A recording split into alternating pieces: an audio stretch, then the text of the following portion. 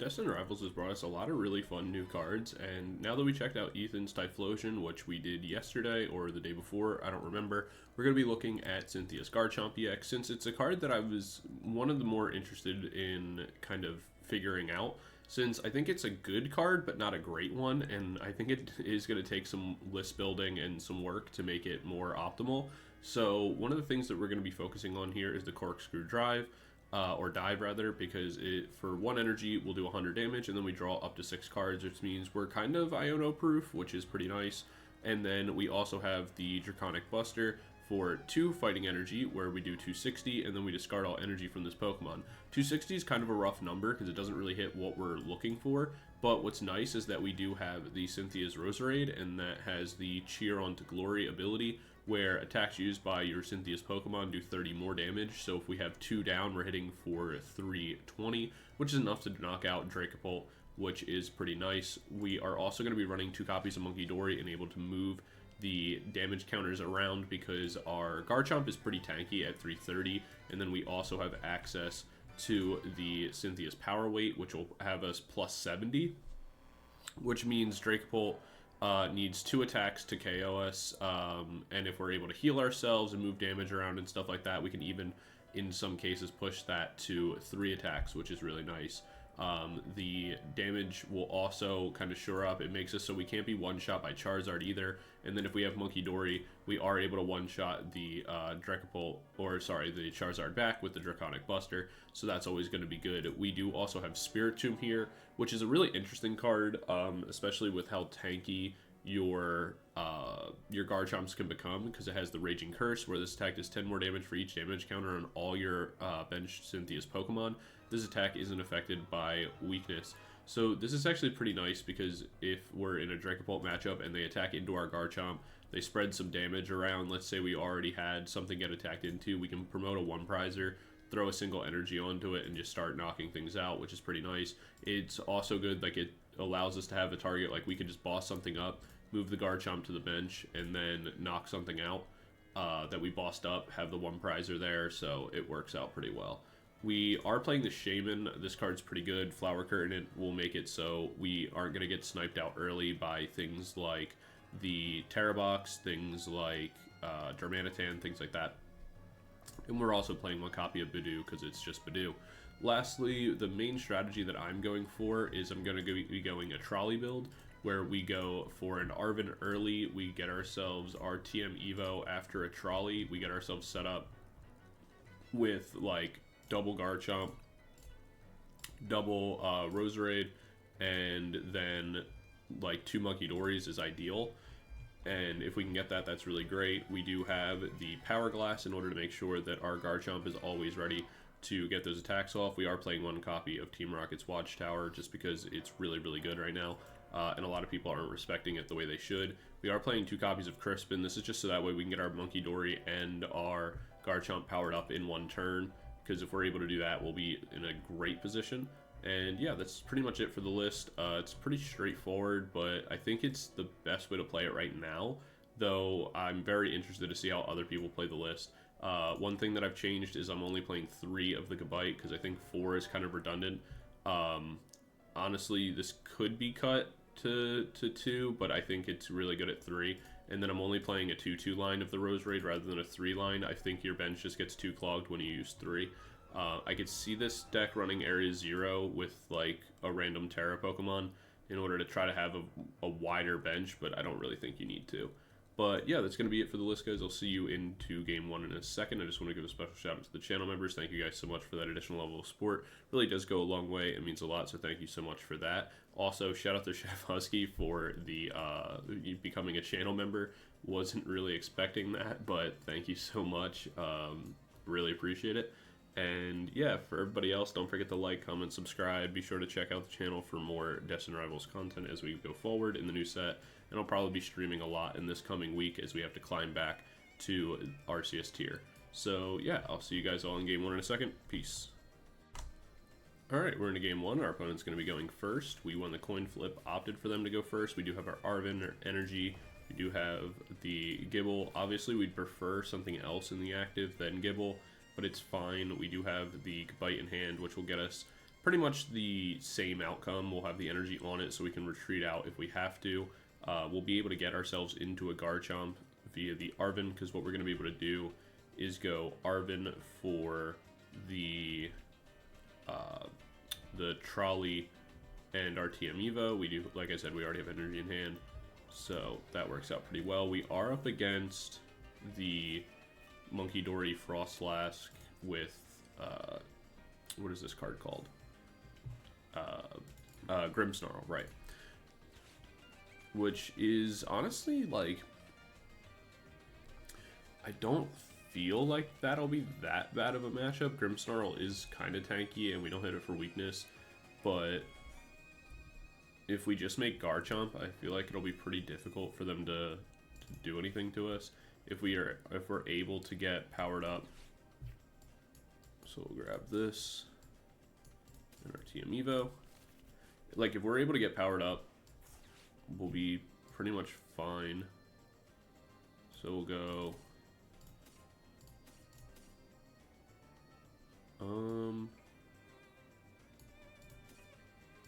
I feel like Spiritomb is going to be a really good attacker, but I'm going to want Shaymin for this round. And then we'll go TM Evo down, Dark Energy, Evo for this and this, where we get our Roserade and the Gabite. And then what we're going to be able to do is we'll be able to evolve the Gabite on the bench. Unless if we top deck into like Rare Candy or something, that would also be good, but we don't really need to. We're going to be a turn ahead. So we can literally go Gabite, retreat, bring in our other one, go Champ Call in order to get ourselves the Garchomp, evolve Dark Energy or Fighting Energy down, knock out the Munkidori in the active, which means they're going to lose this attachment for turn. Well, there's the Garchomp already, so that's kind of nice. So what we'll do here is that we'll retreat this out, like I said. We'll bring this up. I'm going to go Champion's Call for the other Garchomp, just so that way I don't draw into it, because it's something I can always search out if I have to. I'll go Fighting Energy down. I'm going to go Champ Call again onto the Roserade, because again, it's something that I can always search out if I have to, but I don't really want to draw right now. We can go Iono for 6, where we get the Watchtower, which is nice. It doesn't really stop them, but it helps bump their stadium, which will make it a little bit more convenient for us later. We do have access to Ultra Ball. Ooh, we're getting hit by resistance. That's a little unfortunate. Don't love that. This is where if our other Roselia was, or yeah, like our Roselia or Roserade wasn't prized, that would be a little better for us. But it is okay. I forgot that we're minus 30. I was like, oh, with the Roselia we'll have enough, but we don't. I'd love to get into a Dark Energy to place onto the Munkidori. Going Iono is potentially not great, but I don't think it's that bad.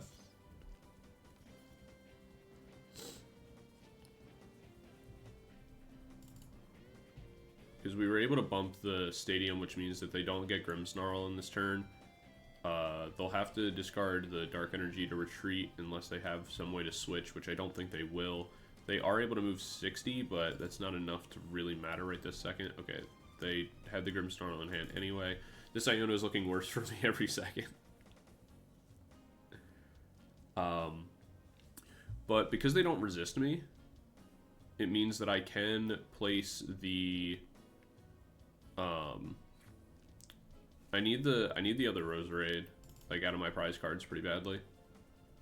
It means that I am gonna need probably like a Crispin or something on this upcoming turn.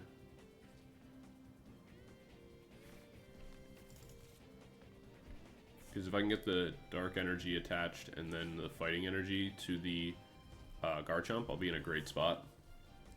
Because I'll be able to just knock out the Grimmsnarl right away.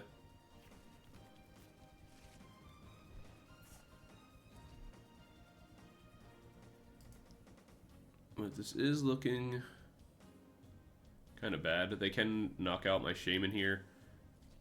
If they do that though, I can go Ultra Ball, get rid of the Buddy Poffin, and like a Super Rod, get myself Fez, go from there. Wow, they had literally everything off this. I Iono'd them into the best hand possible. They go Impotent Active. That's interesting. I kind of wasn't expecting that. I felt like they would go Grimmsnarl.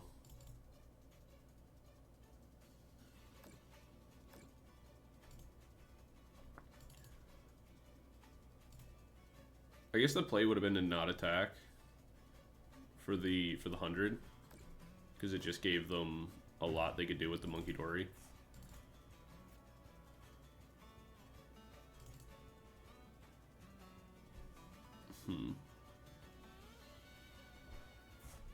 Watchtower, they get rid of the Spike Mouth, or they get rid of the Watchtower for Spike Mouth. I think the play is that if we don't get what we're looking for, we can boss the Munkidori, take the KO on this, hope to hit our Roserade.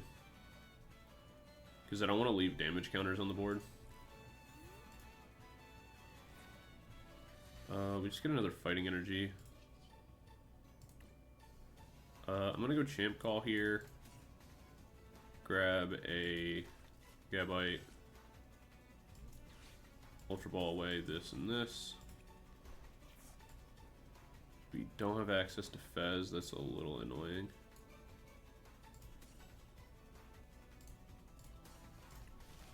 I thought we did. Alright, I mean, that kind of sucks, but it is what it is. We'll add this for now. I think the play at this point is we'll evolve the Garchomp just to get that done. We can Super Rod to thin our hand out.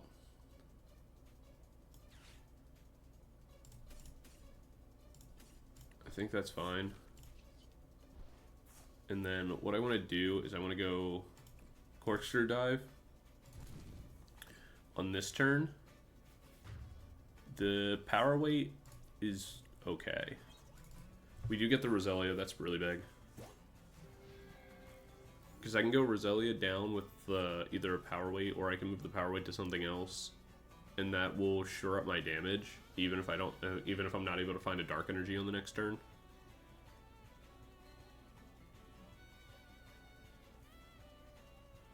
Because like I can take one turn where I go Roselia down, eat the attack from the Grimmsnarl, go power weight, boss's orders one of the Munkidoris. I'm confused why they're not attacking with the Grimmsnarl though. Yeah, like this, it's very weird play.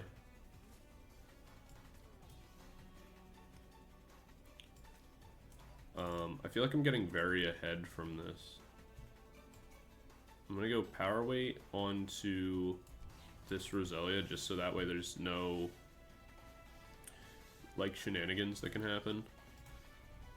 And then I will use the boss to pull this one up. Go Corkscrew Dive so that way I knock this out but also get more cards to hand. I get access to a Rescue Board as well as Artazon, which is nice, and Iono's pretty good. They finally bring in Grimmsnarl, but I'm confused why it took so long. We'll be able to bump the Artazon. The main thing now is that we're either looking for Dark Energy or to hit our Roserade.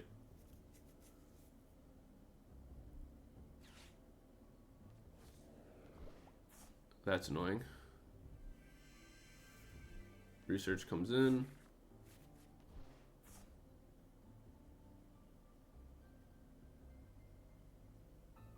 Alright, so we need Roserade and a Dark Energy if we're going to be able to one-shot this.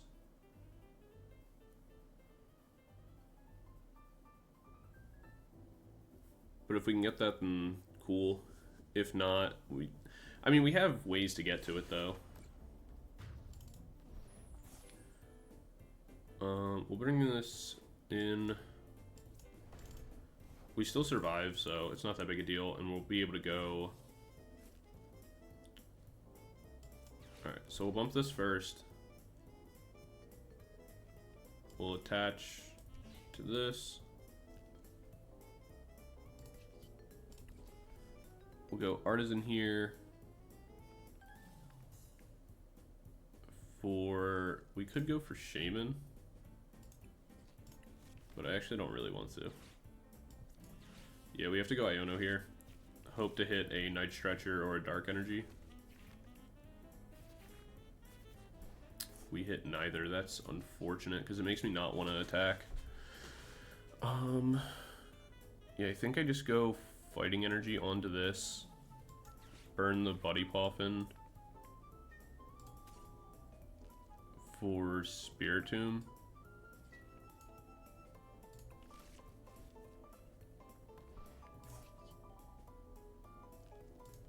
If I go Corkscrew Dive here, I do 100. They get to move 60 of that, so I'm only doing 40. They'll have upwards to 90 damage, which means they take a knockout on the Spiritomb. If I go Draconic Buster, I don't draw. I do a little bit more guarantee. I'm guaranteed a 2-shot KO regardless. Okay, there's our Dark Energy and Night Stretcher. So, perfect. And we get our Arven.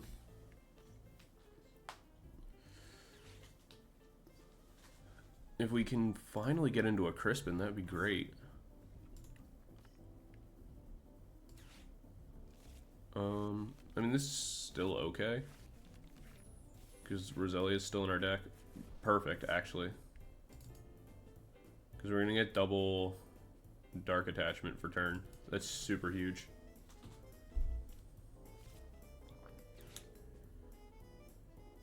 Even if they heal the 90, we'll lose one Munkidori here. Alright, cool. I figured they would target. The correct play is for them to target Munkidori, but part of why I played the Spiritomb is because they showed that they want to, like, ping stuff off with low HP earlier on in the game, like prioritizing the Shaymin, prioritizing, like, the random bench stuff more. And so I figured if I put the Spiritomb there, they would prioritize knocking that out as opposed to targeting the Munkidoris or the Roselia, which is like things I actually need. So I'll be able to go Roselia down. We'll go Crispin. We'll put the Fighting Energy in hand so we can attach the Dark Energy. We'll attach the Dark Energy again. And then, let's see, I'm doing 290, which is enough to KO this. So what I can do from here is move the damage off onto this, taking 3 prizes in 1 turn. Putting them in a position that we will be able to win the game on our next turn, get rid of any real threats that they're going to have. So now we can go Draconic Buster. We have energy in hand to replace, and we'll get 1 back from the Powerglass. There's our Fez and other Crispin. That's why it was so hard to find. Our prizes were bad this game. Like, not having access to Fez earlier was kind of rough. But even still, we're relatively healthy. It obviously would have been nice to get our Munkidoris powered up sooner, but it is what it is.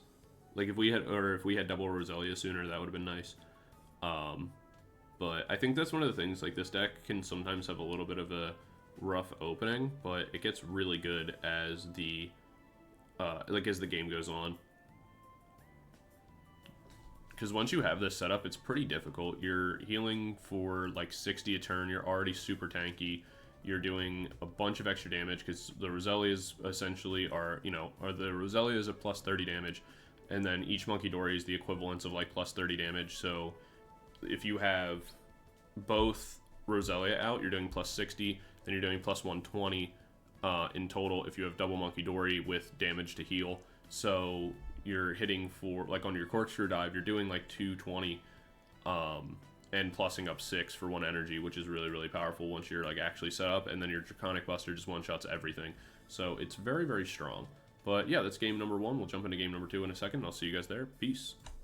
Alright, we're into game 2, and we won the coin flip, so we opted to go second. We'll see what we get. Kind of a rough hand, gonna be honest. So we'll see. Hopefully we can top deck into an Arven to kind of bail us out. A Pokégear to get into the Arven. Something along those lines would be very nice. We'll see. We do have Watchtower, which could matter. Not really sure yet, but we'll find out. Okay. Well, our opponent did nothing. We do have access to rare candy, I guess. Not that we'll keep it for long, but we'll put the 20 down, I guess. We do get hit by weakness, so that's kind of annoying. We could potentially top deck into Munkidori, move the damage, start to, get something going. Honestly, I'm like not even upset by that, Iono. But thank you, sir. We won't have access to items, but I don't really care that much about that. We do have Artazon.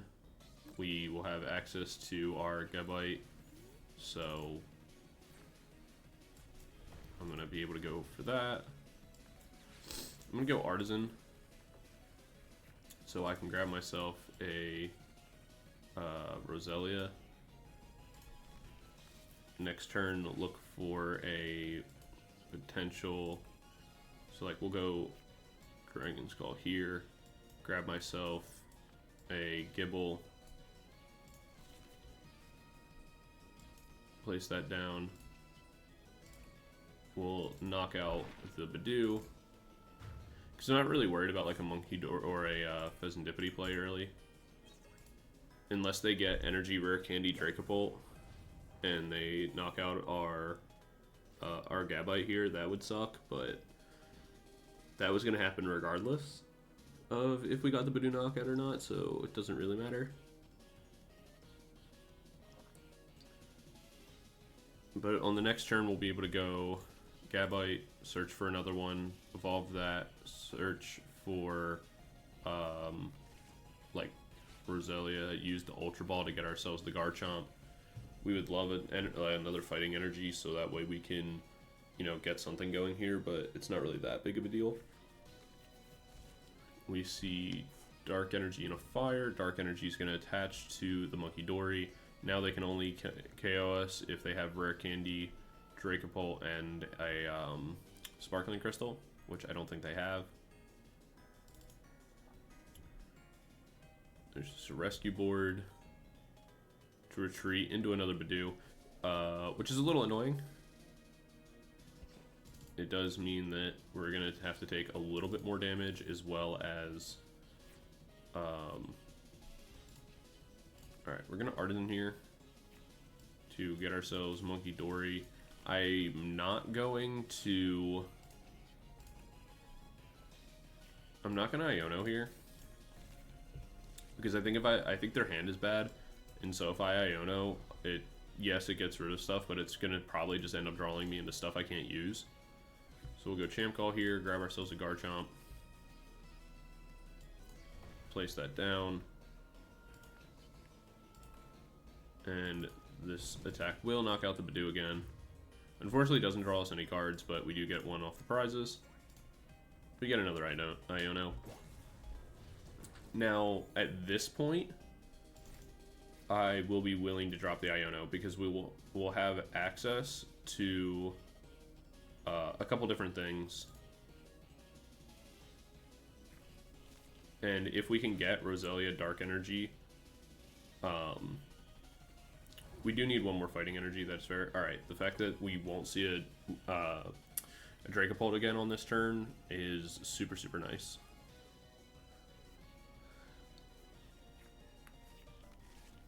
Gabite's searchability is so good. Oh, also, if I sound a little bit weird in this game, or during this video or whatever, it's mostly because of the fact that I'm recording at roughly 6:30 in the morning, and I'm trying not to be too loud for my girlfriend, who is sleeping in a room like kind of right by me. So I will sound a little bit more quiet than normal, probably. I don't know how it's going to end up sounding in the recording. We'll grab ourselves one more Roselia, because we can't attach an energy for turn right now anyway. We'll go Ultra Ball, get rid of this, get rid of this. Grab ourselves our last Munkidori, so that way that's ready. If we're able to find ourselves some other pieces, then what I want to do on this turn is I want to get rid of this and this. And the main reason for this is that I can hold on to the Fezandipiti. If they do something to get a knockout going forward, cool. You know, minorly annoying, but not that big a deal. But if they don't, like they Iono me or whatever, I don't really need it right now. And it also, the discarding stuff for the Ultra Ball gets me more cards in hand. We do get the Crispin, that's huge, because that allows us to get a Dark Energy onto the second Munkidori, as well as power up our Garchomp. So, looks like we're going to be able to just continue to abuse the Dragapult. They didn't set up very well, and the one thing that this deck can do is, as long as you have a couple Gabites, you're kind of free to go. We definitely did get lucky had they had the Rare Candy Dragapult earlier on in the game. That we definitely would have struggled. But once we're at this point, I feel like it's pretty good. Because there's not really much they can do. We lose that on the Crispin, there's a chance we draw into another one.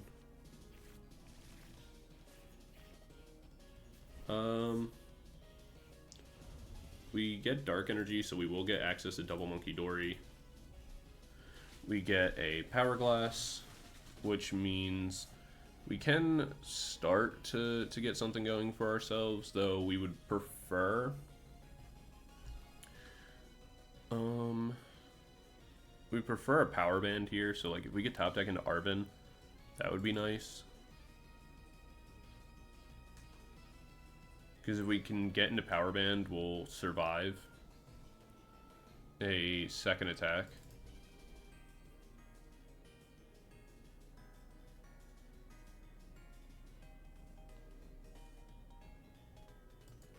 We'll be able to go Gabite, get ourselves the Roselia.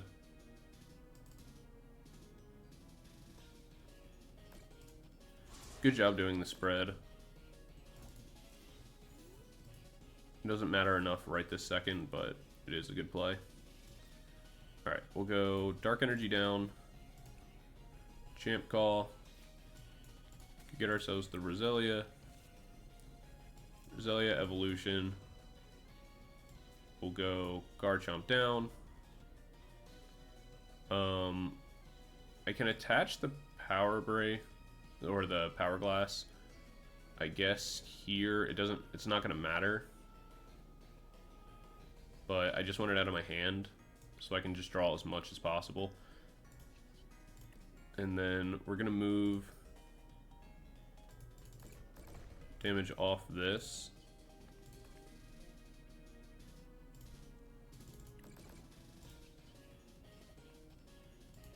We'll go Corkscrew Dive, where we do get a fighting energy, which is going to be good enough. We do put this in range. See the Cloak. Where we put this in range that we will be able to KO it with the Corkscrew Dive, even if they heal 30 via Munkidori. The main thing that we did well in this game is made sure to not play the Iono down. which doesn't sound like that big of a deal, but not playing that down does make it so we don't really have anything to worry about in terms of like them getting a new hand. Like we were just able to play through what we had to until they didn't have, like, they were just stuck on resources. So our next turn, we need to take 3 prizes. I think what the play is going to be is that they'll attack into us, knock out our active Garchomp, we bring our new one in, just go fighting energy down, use Munkidori to move damage to the Torchic, knock that out, and then attack with the Corkscrew Dive. We are about to get Unfair Stamped, which means we're going to have to find our way into an energy off 2, and that's a little unfortunate, but we will have 2 opportunities to do that. As well as the fact that we can move 60 onto the Torchic regardless. Take 1 knockout, see if we get an energy off our prizes. We were so close to having this survive another attack too. Bring in the Garchomp.